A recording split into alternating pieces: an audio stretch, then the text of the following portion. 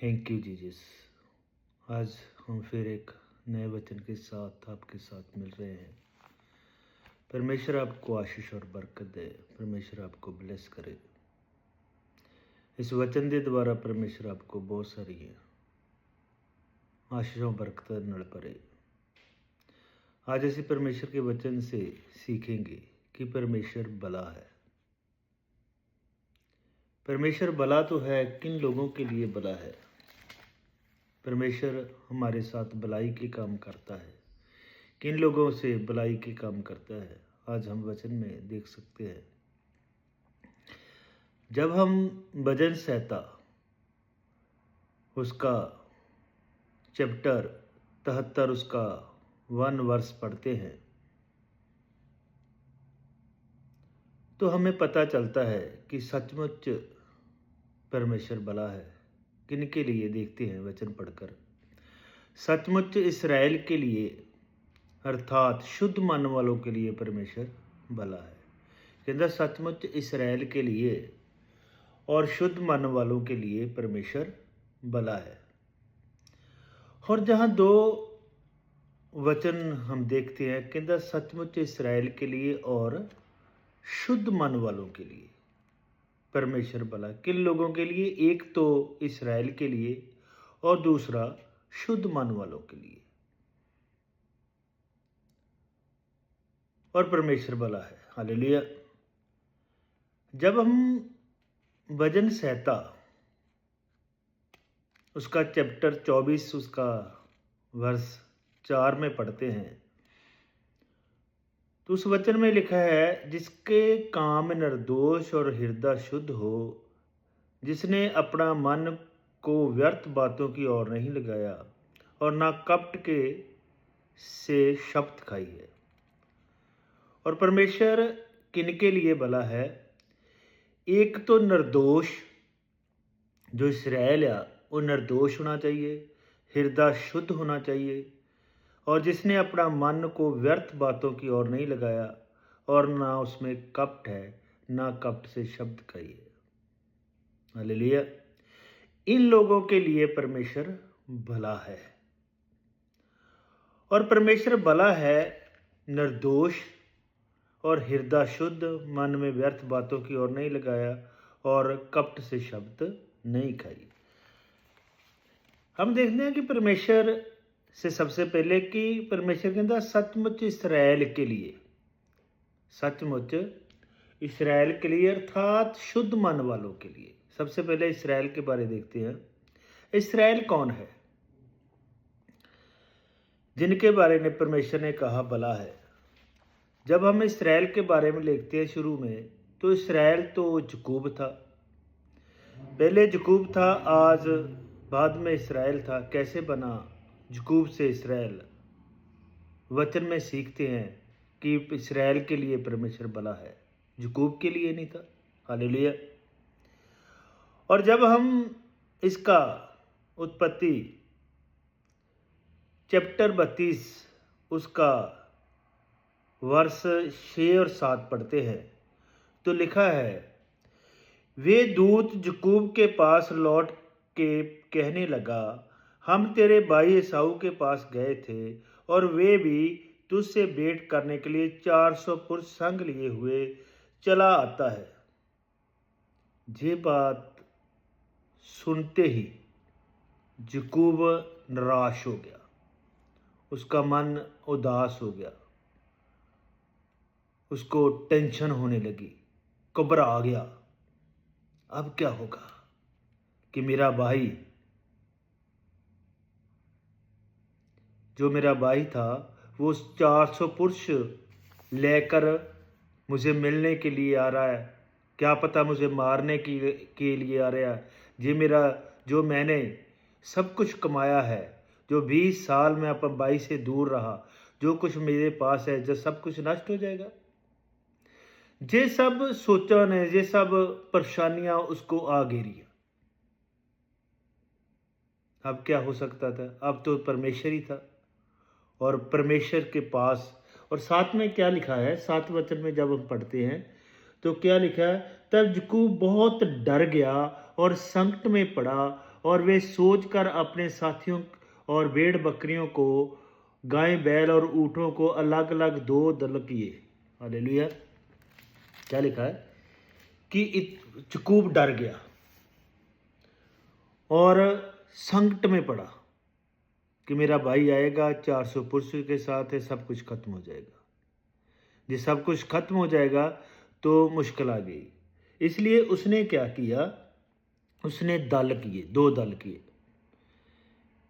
पहले उसने क्या किया, अच्छे अच्छे गायें बैल भेड़ बकरी सब कुछ उसने अच्छी अच्छी छांट कर अपने भाई एसाऊ के लिए भेंट भेज दी। उसको उसके पीछे उसने अपने जो नौकर चाकर थे उसको माल देकर अलग अलग भेड़ बकरियां सब कुछ अलग अलग उसको कर दिया और धीरे धीरे चलने लगे। और बाद में क्या किया, उसने जो उसकी रखेलें थी, जो उसकी नौकर रानी थी, जो उसके उसके द्वारा बच्चे हुए थे, उसको भी उसने पहले भेजा। बाद में उसने अपनी दूसरी वाइफ को और लास्ट में रहेल को, जो उसको सबसे ज़्यादा प्यार करता है, उसको, उसके बच्चे को। हालेलुया। और जब सब कुछ कर चुका तो क्या हुआ, उसने सोचा कि जे मेरा भाई एक दल पर वार करे तो दूसरा दल भाग कर बच जाएगा। हालेलुया।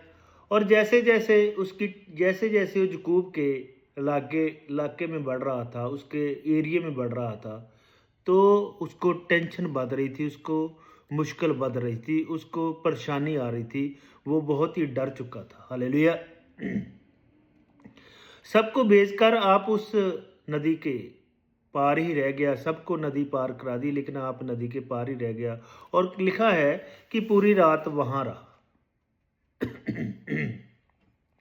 पूरी रात वहां रहा और उसने अब परमेश्वर को याद किया।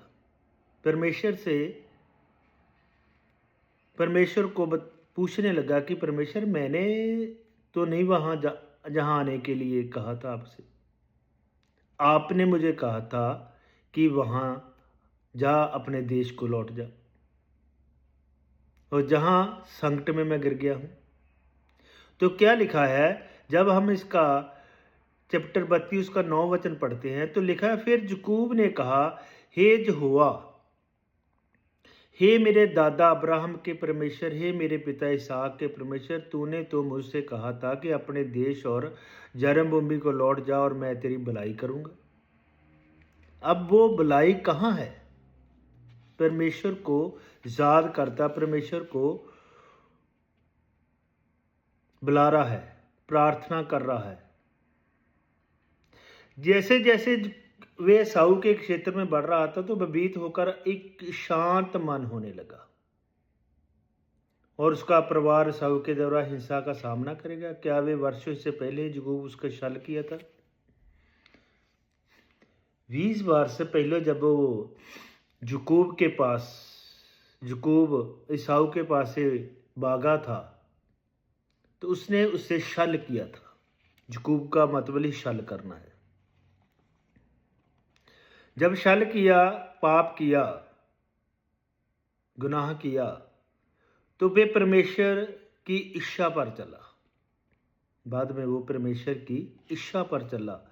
जो परमेश्वर की इच्छा पर चलते हैं उसको सुरक्षा परमेश्वर करता है। जब हम इसका 9 पद पढ़ते हैं तो परमेश्वर से कहने लगा, तू कहता है मैं तेरे साथ भलाई करूंगा। हालेलुया। वे परमेश्वर छुटकारे के लिए प्रार्थना करते हैं। जब हम इसका 10 पद पढ़ते हैं तो लिखा है कि वे परमेश्वर छुटकारे के लिए प्रार्थना करता है। पढ़ के देखते, तूने जो जो काम अपने कुरना और सच्चाई से अपने दास के साथ किए हैं, वे कि मैं जो अपनी छड़ी को लेकर तुझे जर्दन नदी के पार उतारा था, और अब मैं 2 दल हो गया हूँ, और तेरे ऐसे ऐसे कामों में से एक भी योग नहीं हूँ। जो तुमने कहा था, मैं एक छड़ी लेके वहां गया था जर्दन के उस नदी के पार, और मैं वापस अब 2 दल हो गया हूं। 20 वर्ष में तूने मुझे आशीष और बरकत से भरा है। हर चीज़ दी है, मुझे बच्चे दिए, मुझे पत्नी दी है ना, मुझे बहुत कुछ दिया है तूने। सब कुछ याद करने लगा और वो भी याद करने लगा जो उसने 20 वर्ष पहले अपने भाई के साथ धोखा किया था, छल किया था। तो परमेश्वर ने उसे क्षमा किया, माफ़ी मांगी, पूरी रात परमेश्वर के साथ प्रार्थना में व्यतीत किया, परमेश्वर के साथ पर साथ रहा हो। और जब हम इसका उत्पत्ति चैप्टर 32 का 24 वर्ष पढ़ते हैं तो लिखा है, और याकूब आप अकेला रह गया, तब कोई पुरुष आकर पाँव फूटने तक उससे मल्ल युद्ध करता रहा। क्या हुआ कि एक पुरुष आकर उससे मल्ल युद्ध करता रहा, वो परमेश्वर का दूत था। तो याकूब से लड़ रहा था, शायद वे यहोवा का दूत था। हालेलुया। जब याकूब परमेश्वर से प्रति रात आशीर्वाद के लिए रहा था, परमेश्वर ने उसे प्रबल होने दिया। याकूब क्यों लड़ रहा था? वो आशीर्वाद के लिए कि जो परमेश्वर मुझे दे ताकि मैं अपने भाई से बच सकूं, वो मुझे माफ़ कर दे, वो मेरे से सुलह कर ले। हालेलुया। स्मरण करके याकूब अपनी ताकत से नहीं चलता, परंतु पूर्व रीति से परमेश्वर पर भरोसा रख के उसके सहारे चलता था, क्योंकि परमेश्वर उसके दूत ने उसके उस नशा को छुआ था, इसके लिए वो लड़ कर चल रहा था।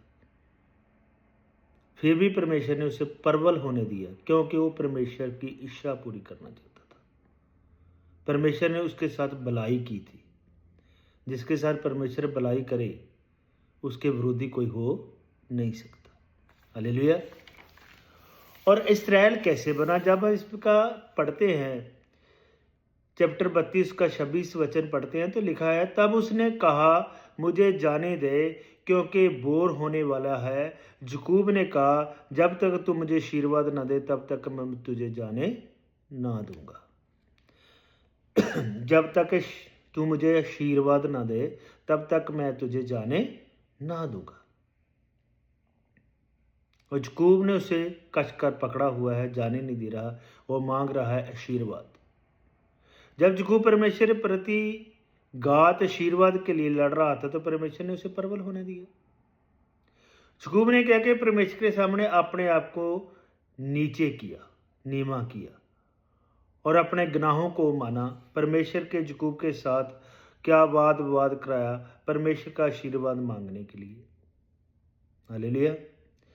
तो जब इसका 27 वचन पढ़ते हैं तो उस 27 वर्ष पढ़ते हैं तो उसने क्या कहा, और उसने पूछा, याकूब से पूछा कि तेरा नाम क्या? उसने कहा याकूब, क्योंकि याकूब का नाम का अर्थ ही छल का गढ़ने वाला। याकूब के नाम का अर्थ था छल गढ़ने। उसने यहोवा के दूत ने उसे का नाम पूछा और उसने कहा याकूब, और याकूब का मतलब है छल को गढ़ने वाला, छल से सोचने वाला, छल से सब काम करने वाला। हालेलुया। और उसने अपने भाई के साथ छल किया था, इसलिए वो डर रहा था। डर कब होता है? जब हम किसी के साथ धोखा करते हैं, जब किसी के साथ छल करते हैं। हालेलुया। तो 28 वचन में उसने क्या? उसने कहा, तेरा नाम अब याकूब नहीं परंतु इसराइल होगा, क्योंकि तू परमेश्वर से और मनुष्यों से भी युद्ध करके प्रबल हुआ है। और अब बदल कर इसराइल रखा। इसराइल का अर्थ परमेश्वर से भी मल्ल युद्ध करने वाला, परमेश्वर से जूझने वाला।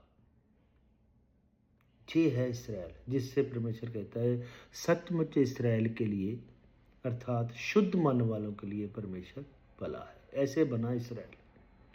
उसने अपने पिछले काम जो वो करता था, छल करता था, धोखा करता था, बेईमानी करता था, झूठ बोलता था, उसने अपने बाप से धोखे से आशीष को लिया। उसने धोखे से अपने भाई की आशीष, अपने भाई का बड़ा होनापन धोखे से लिया। सब काम उसने छल से किए। 20 साल बाद वही उसे सताने लगे। उसका सब कुछ जो परमेश्वर ने दिया था खत्म होने लगा। तो परमेश्वर के सामने उसने तौबा की, पाप को माना और भलाई करने का, आगे बढ़ने के लिए वादा किया। पूरी रात परमेश्वर से प्रार्थना करने के बाद, उसे मल्ल युद्ध करने के बाद, तब परमेश्वर ने उसका नाम बदल करके इसराइल रखा कि इसमें कपट नहीं होगा, अब इसमें छल नहीं होगा। अब इसलिए परमेश्वर कहता है कि सचमुच इसराइल के लिए और शुद्ध मन वालों के लिए परमेश्वर भला है। हालेलुया। जब हम इसका गलातियां 6:16 में पढ़ते हैं तो उसमें लिखा, जितने इस निज़म पर चलेंगे उन पर और परमेश्वर इसराइल पर आशीष और दया होती रहेगी। जितने के तहत इसमें इस निज़म पर चलेंगे। परमेश्वर का इसराइल कौन है? यही परमेश्वर का इसराइल है। जब और हम पढ़ते हैं, हम भी परमेश्वर के इसराइल हैं, पढ़ सकते हैं, देख सकते हैं। ये शब्द उन लोगों पर है जो नई वाचा के समय के अर्थात यहूदी विश्वासी और अन्य जाति विश्वासी के सबसे हमारे प्रभु यीशु मसीह के क्रूस के द्वारा संसार के लिए क्रूसित हो चुके हैं, वो भी इसराइली है। हालेलुया। हम रोमियो में पढ़ सकते हैं। जब हम रोमिया पढ़ते हैं उसका 2 चैप्टर, उसका 28 और 29 वर्ष, तो लिखा है, क्योंकि यहूदी नहीं वे नहीं जो प्रगट में है, यहूदी वे नहीं जो प्रगट में है, यहूदी है, और ना वे खतना है जो प्रगट में है और देह में है। और यहूदी वही है जो मन में है, यहूदी वही है जो मन में है, और खतना वही है जो हृदय का है और आत्मा में है, और ना लेख का, ऐसा कि प्रसन्न मनुष्यों की ओर से नहीं परंतु परमेश्वर की ओर से होता है। संत पौलुस सिद्ध कर देता है कि तुम भी इसराइली हो, हम सब भी इसराइली हैं। कब? जब हम में कपट नहीं। पवित्र आत्मा के द्वारा हृदय का खतन ये परमेश्वर के अनुग्रह के कार्य है कि विश्वासियों के हृदय से होता है। खतना अब्राहम के समय शुरू हुआ, लेकिन वे खतना वे भी है जो आज मन से होता है। हालेलुया। परमेश्वर की महिमा के लिए पवित्र पाप रहित जीवन व्यतीत करना ही हमारा खतना है। पाप रहित जीवन व्यतीत करना। पवित्र जीवन एक बाहरी चिन्ह बन जाता है जब हम नई व्यवस्था के दिन होते हैं। हालेलुया। परमेश्वर का इसराइल कौन है? हम इसे और सीख सकते हैं जब हम अफसियाँ उसका 2 चैप्टर 14 और उसका 22 वर्जन पढ़ते हैं, फिलिपियाँ 3 उसका 3 पढ़ते हैं, रोमिया 9 का 7 पढ़ते हैं। जिस सब में लिखा है कि इसराइल कौन है, सीख सकते हैं इसराइल के बारे में। और पहला पतरस उसका 2 वचन उसका 9 में पढ़ते हैं, वर्ष चैप्टर 2 उसका 9 वर्ष पढ़ते हैं तो लिखा है, पर तुम एक चुना हुआ वंश और राजपधारी जाजकों का समाज और पवित्र लोगों का परमेश्वर की निजी प्रजा हो, इसलिए कि जिसने तुमको अंधकार में से अपनी अद्भुत ज्योति से बुलाया है, उसके गुण प्रकट करो। जिसमें परमेश्वर के गुण है, जिसमें यीशु मसीह के गुण है, वो इसराइली है, वो इसराइल है। इसीलिए कहता है सचमुच इसराइल के लिए। हालेलुया। हम और पढ़ सकते हैं परमेश्वर का वचन में, जब उसने नतानियल को कहा था, प्रभु यीशु मसीह का चेला था, तो उसने क्या कहा कि जब हम यूहन्ना उसमें चैप्टर 1 उसका 47 वचन पढ़ते हैं तो लिखा है, यीशु ने नतानियल को अपनी ओर आते देखकर उसके विषय में कहा, देखो जे सचमुच इसराइली है जिसमें कपट नहीं, जिसमें कपट नहीं है, वो इसराइली है। हम शुरू से पढ़ चुके हैं, जिसमें कपट नहीं, जो निर्दोष है, जो गाली नहीं निकालता, जो झूठ नहीं बोलता, जो हेरा फेरी नहीं करता, जो परमेश्वर के जो वो 10 हुक्म दिए हुए उनको मानता है और भी परमेश्वर की व्यवस्था को मानता है और परमेश्वर के रास्ते पर चलता है। जो परमेश्वर कहता है, जो पवित्र आत्मा की गवाही करता है, उसे मानता है, उसे इसराइली कहते हैं। जैसे परमेश्वर ने नतानियल को दूर से पहचान लिया, उसको मालूम था कि इसमें कपट नहीं, ये निर्दोष है, तो ताई परमेश्वर ने उसे इसराइली कहा, सचमुच इसराइली, सच का इसराइली। हालेलुया। हम वचन संहिता पढ़ सकते हैं, उसमें 32 चैप्टर उसका 2 वचन में लिखा है, क्या ही धन्य है वे मनुष्य जिसका अधर्म का यहोवा लेखा न लेगा और जिसकी आत्मा में कपट ना हो। जिसकी आत्मा में कपट नहीं, उसे इसराइली कहते हैं। सचमुच इसराइल के लिए और शुद्ध मन वालों के लिए परमेश्वर भला है। जब हम रोमिया उसका 9 चैप्टर उसका 4, 5, 6, 7 वचन पढ़ते तो उसमें साफ लिखा हुआ है, वे इसराइली है। कौन इसराइली है? वे इसराइली है और ले पालकपन का अधिकार और महिमा और वाचा और वस्ता और उपासना और प्रतिज्ञा उनकी है। पुरख भी उन्हीं के है और मसीह भी शरीर के बाप में उन्हीं में से हुआ। सबके ऊपर शरीर के बाप से उन्हीं से हुआ। सबके ऊपर परम परमेश्वर जुगो जुग धन्य है, आमीन। परमेश्वर ये नहीं कि परमेश्वर का वचन टल गया है, इसलिए कि जो इसराइल के वंश का है वे इसराइली नहीं, और ना अब्राहम के वंश का होने के कारण सब उसकी संतान ठहरे, परंतु लिखा है इसहाक ही से तेरा वंश कहलाएगा। जो इसराइली के वंश का है वह इसराइली नहीं, इसराइली वही है जो परमेश्वर की इच्छा पर चलता है। इसराइली वही है जो परमेश्वर की इच्छा पर चलता है, उसे इसराइली कहते हैं। इसलिए परमेश्वर कहता है सचमुच इसराइल के लिए और शुद्ध मन वालों के लिए परमेश्वर भला है। वो है इसराइली, जो नहीं इसराइली कि जो उदी वंश विचों है। इसराइली वो है जो परमेश्वर की इच्छा पर चलता है। वो उदी वंश का हो सकता है, हालेलुया, जहाँ गैर यहूदी हो सकता है, जहाँ यहूदी हो सकता है, कोई भी हो सकता है, पर जो परमेश्वर की इच्छा पर चलता है वे इसराइली है। जब हम मत्ती उसका 5 उसका चैप्टर 5 उसका 8 वर्ष पढ़ते हैं तो लिखा है, धन्य है वे जिनका मन शुद्ध है क्योंकि वे परमेश्वर को देखेंगे। मन शुद्ध होना चाहिए। सचमुच इसराइल के लिए और शुद्ध मन वालों के लिए परमेश्वर भला है। कब? जब मन शुद्ध है।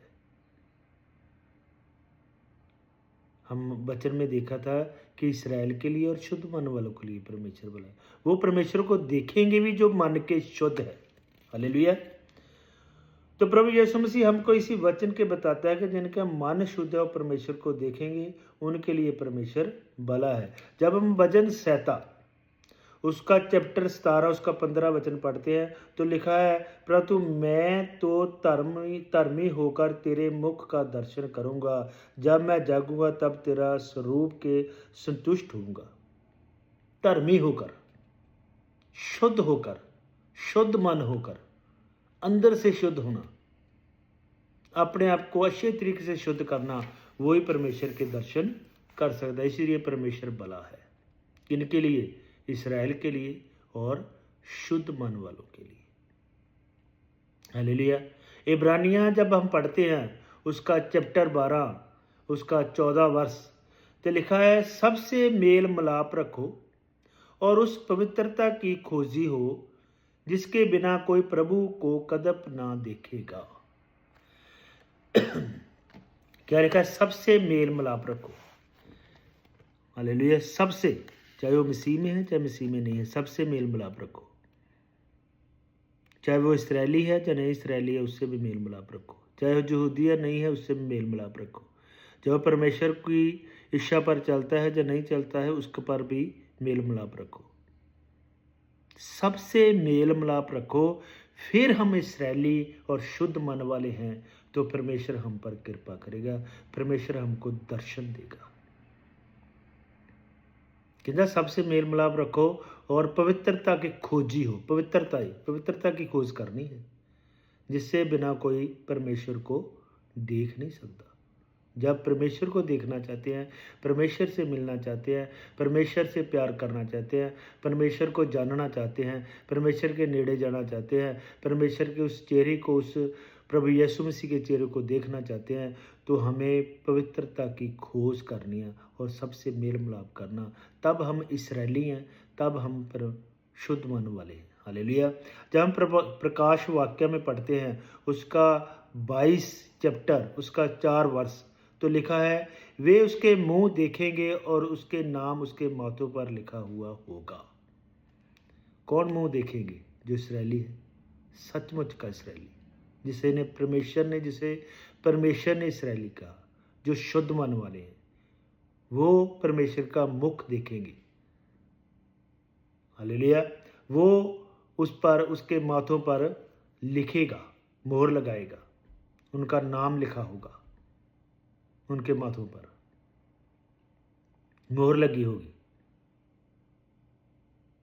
कब? जब हम शुद्ध मन वाले हैं, जब हम इसराइली हैं, जो परमेश्वर के वचन के अनुसार इसराइली है। जात का इसराइली नहीं, देश का इसराइली नहीं, परमेश्वर का इसराइली।